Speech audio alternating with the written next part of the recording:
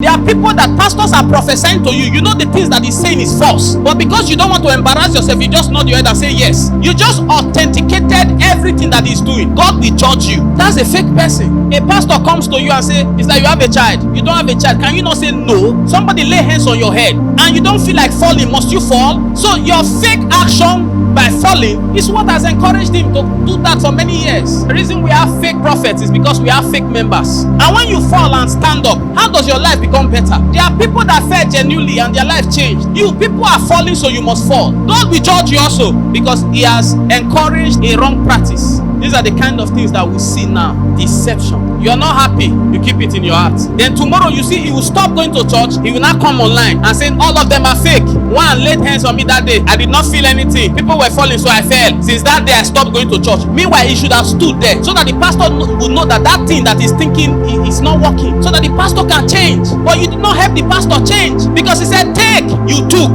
and you were not taking anything. That's the problem we have. We must be realistic. You have questions in your heart and your pastor's door is not locked. You cannot go there and ask questions.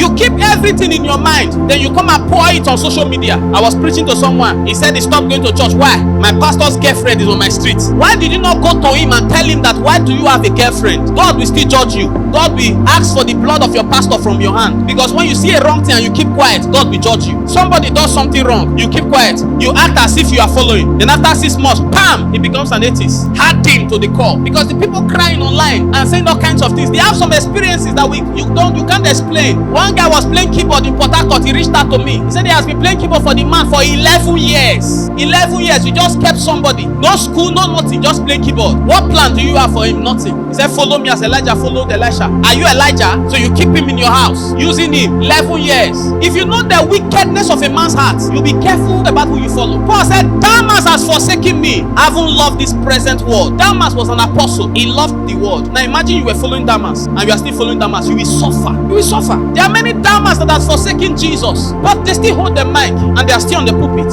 So Paul said, follow me as I follow Christ. That means if I stop following Christ, stop following me. You enter a church, there's a calabash by the altar. The pastor tells you that it's to help you people and they are gathered. Now there are members there that will give up tomorrow and say they have been going to a church. You know, when people are used to idolatry, as long as you promise them a solution, they are alright. And you wake up and say pastors are. So the reason we have false prophets is because we have false followers. Peter needed to be sure one day. He said, Master, wait, we have left all we have to follow you. What do you have for us? That was a sincere follower. You are following, you are confused, and you keep quiet. He's following, he's playing keyboard, he's the head of drama department, he's an usher, he's seen a lot of wrong things, he keeps quiet. Then one day, his friend come with pens and tell him to join the HK. Boom, he leaves. Then he sums up everything he has seen about the church and forms a hard heart. There are people that you can't preach this Bible to them. I was talking to someone, one guy, I was quoting in the Bible, he knows the Bible just as I know the Bible. I'm quoting scripture, is completing it. Man of God, leave those things. He said, you see that church, I was the closest person to the pastor. This guy does everything. He womanizes. Now if he tells you why he took that decision, you'll be amazed. He was a fake follower. They told the archbishop that if you lay hands on the dead, they'll come back to life. He went to the pastor, said, sir, he said, if we lay hands on the dead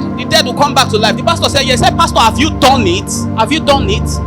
The pastor said, I've not, but the word says you can. That was a sincere follower, and that's why he did the great things that he did.